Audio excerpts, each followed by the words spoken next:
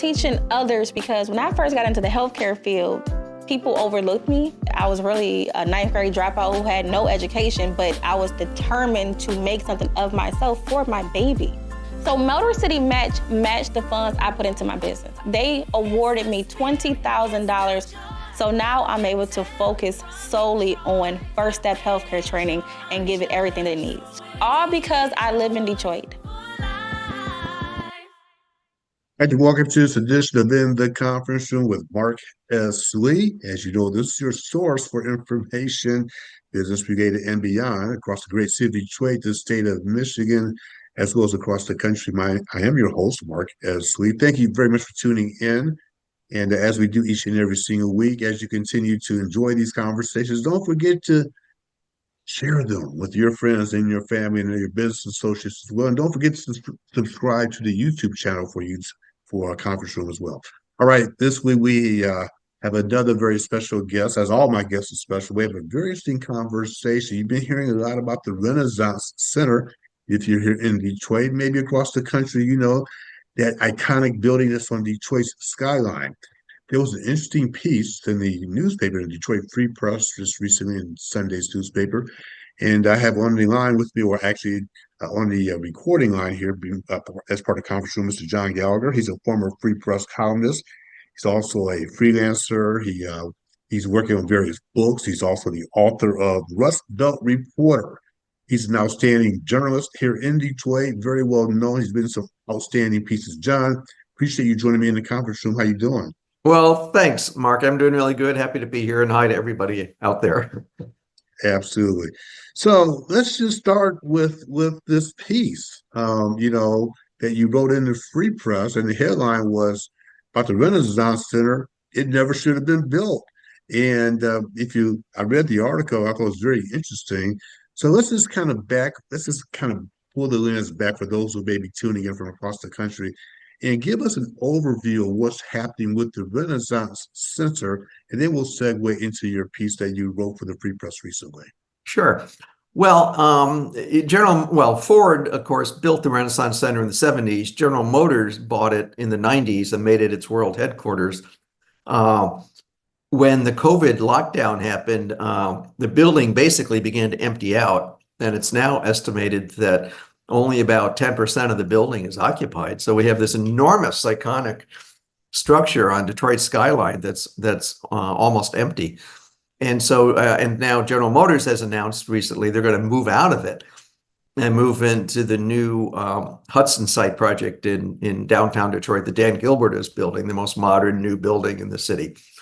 And so the question comes up what to do about the Renaissance Center. And GM, working with Dan Gilbert's Bedrock real estate arm, have come up with a plan to demolish the two towers nearest the river. There's 4 office towers plus the central hotel tower, and take down the 2 towers nearest the river, hopefully get the state of Michigan to pay for it, and then build more kind of shopping, restaurants, walkable, attractions in that space along the riverfront. So basically taking our waterfront, which already has the waterfront and some attractions, and make that part of the thing even bigger.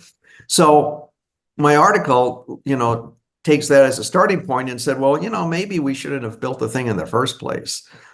And this goes back to the mid 20th century when a lot of approaches being taken in cities were for these gargantuan projects like pushing expressways through city neighborhoods all over, in cities all over America. Mm-hmm. Urban renewal, wiping out whole neighborhoods. And then, Henry Ford II at Ford saying, I want to do something for Detroit. I'm going to build the Renaissance Center, which is this, gargantuan thing on the waterfront that never lived up to its promise. And I think there was this approach that the way to deal with problems in American cities, whether it's poverty or substandard housing or whatever, is basically sort of wipe it out and start over. And I think we now understand that cities are much more complex ecosystems, much more fragile. You need to take a much more, atomized approach to what you're doing, and a large dose of humility as you approach any problem in the city, because it's also complex. So that was my take. I thought the Renaissance Center never lived up to its hype, and I think it's It's too bad. I mean, it is this iconic image on the skyline, but the fact is it's almost entirely empty at this point. We got to do something about it. So do you think that Henry Ford II, and I remember the day that it opened, I actually went down, everybody in the city went down to see this gargantuan building. It was so huge. I remember getting lost. I still get lost to this day. Do you think that Mr. Ford really didn't understand that, maybe he was just this was his legacy that he wanted to put up on the skyline as opposed to maybe having a thoughtful, strategic approach in terms of how to better utilize that space downtown? Yeah, exactly. I think that's it. I think that Henry Ford II, he was a car guy. He wasn't a real estate developer. And I tell the story in my column that ran in the Free Press about he was friends with Al Taubman, who built malls all over America. And Ford one day drove Al Taubman past the site and was extolling how wonderful this is going to be. And Al Taubman recognized that it was going to be kind of a boondoggle. And he said, Henry, fill up the hole and walk away. Yeah. So I think that, as I say, coming out of World War II, where the United States and its allies won the war with these enormous logistical operations like the Willow Run bomber plant that Henry Ford's father, Edsel Ford, built, gave him this mindset that the way to approach a problem is this all-out massive effort, and look for total surrender on the part of the enemy. Although in this case, the enemy is a very complex problem in urban America, which is how do we get adequate housing and adequate transportation? And it doesn't lend itself to these kind of these enormous one-size-fits-all kinds of solutions. So I think Henry Ford II wanted to do something good, and he thought the way to do it is to do the biggest possible project he could, even though that was not the right answer then or now. So let's fast forward to 2024. And so now we got this iconic building on the riverfront, and it's almost been left in the hands of the people in the metropolitan area, basically just standing there half empty, well, 90% empty, quite frankly. So as we look at there's a lot of debate right now in terms of what's going to happen with the building. Like you said, it's been demolished. The reports have been that GM wants to possibly demolish it. They got public funding to do that, for example, since they're moving their employees into the new Hudson's Tower. What do you think? What do we do here? I mean, excuse me. What do the citizens of Detroit want with the Renaissance Center from your take, you think? Well, it's funny, the Renaissance Center has always been sort of Detroit's best loved and most hated building at the same Yeah. time. The question over who's going to pay for the demolition, I think in a way, it's a little bit of the wrong question. I mean, somebody with very deep pockets is going to have to pay for it, whether it's the state, the feds, Dan Gilbert, General Motors, whoever. The question is, what do we want on the riverfront there? And I think there's no question we would rather have the kind of small scale, shops, restaurant, very walkable environment like we already are starting to build on the waterfront. Yeah. Yeah. And in the rest of downtown and places like Midtown, every block has something interesting, rather than this massive, series of towers. So I think that I think that the plan to demolish part of it, as radical as that sounds, and it is a colossal waste to tear down 1 million square feet of office space. There's no question. But, the fact that I think we made a mistake 50 years ago doesn't mean we have to live with it forever. I think we got to live. That's the issue. You got to live with something, right? Right, you got to live with something. I mean, if we were going to build it today, we would rather have the kind of thing that GM and Bedrock are talking about, which is this small scale, walkable shops, restaurants, entertainment, water, open to the waterfront. I think that's what you'd want there now. And I guess that we have to get from here to there and debate who's going to pay for it. But I think that the larger. But if you believe recent reports, published reports now, GM is kind of like pushing, kind of putting it out there saying if we don't get the funding for it, then we're just going to ahead and demolish it. And do you think that's just a negotiating point? Not to put you in a spot. This is a fascinating story. I think it's rather fascinating. Is that simply a negotiating point to say, look, Lansing, we need some public funding to certainly continue to do something with this building? Or if we don't get that public funding, you know what, we're gonna tear it down, all of it down. Is that a negotiating tactic? Well, it sounds like it to me. I'm not privy to the negotiations. I think that, and we'll see. I mean, it's not unusual to have this back and forth on these major projects and who's going to pay for it. And if you don't do this, we'll do that. I mean, that's not unusual. So we'll just have to wait and see. But it sounds to me like the negotiations are underway, and we'll see where it all comes out in the wash at the end. I mean, it's truly a fascinating story because for those of you tuning in, you're not from Detroit originally. Renaissance means rebirth, and certainly this iconic building opened up in the mid '70s when there was so much happening in terms of just transition within the city, business flight, things like that. It was supposed to be their stimulus to what John was saying earlier in this conversation. It was supposed to help drive investment into the downtown area, particularly in those five or six, seven towers down there. And it was also supposed to stimulate a lot of spinoff businesses, if you will. And some people argue that has not taken place. So therefore, Detroit, the city itself, and metropolitan areas kind of left with this iconic building. So the question is, where do we go from here? What do we do next? Before we transition into your book, fascinating column. What do you want readers to take away though? What's your intent? What do you want people to take away from the column? And by the way, if you want to read it, go to freep.com. That's FREEP.com.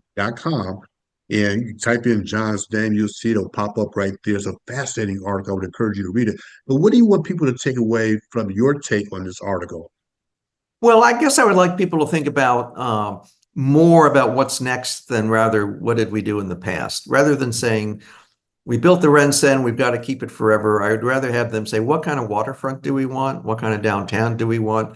What's the best way to get there? And if you do that, you'll start to see that some of the things that GM and Bedrock are talking about, replacing these two towers of the Renaissance Center with the more entertainment, perhaps residential, perhaps restaurants, coffee shops, retail, walkability, attractions on the waterfront. I think that's what we'd rather have there if we could get there. And I guess I would like people to focus on that rather than saying we built the RenCen, we've got to keep it. That's fair. I appreciate that. Let's segue. You're an author. You've written a couple of books, and most recently, Rust Belt Reporter. Right, that's a memoir, I believe. Right. And talk about the context of the book and what it's telling us as readers. Well, in all my years working for the Detroit Free Press, more than 30 years, I never thought of writing a memoir, but I happened to retire just before the COVID pandemic hit. And when we all went into lockdown, I just started to go to my computer every morning and type out some stories, and it turned into a book. So it's a memoir that has two things. One is, and the very happy one is the recovery of the city of Detroit and how that happened, which has been astonishing and remarkable. And no silver bullets. I mean, it took a lot of effort by a lot of people across a lot of fields of endeavor. But the other thing, at the same time, I'm covering that my newspaper industry, as we know, sadly, has been falling apart.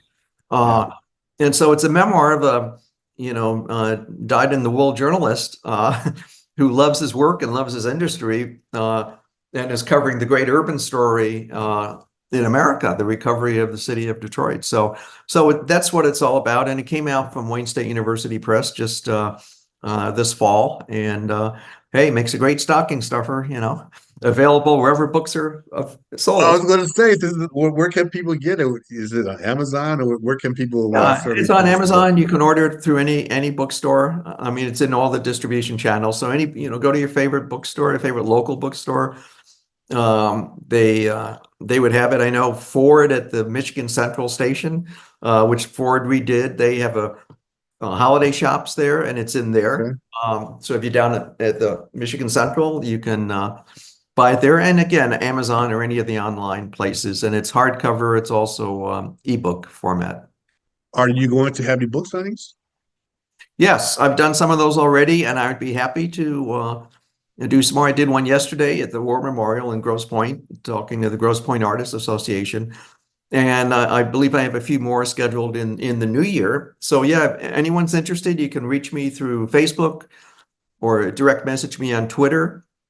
Or Mark, if they contact you, you can pass along my contact info. I'd be happy to set those up. Yeah, very much.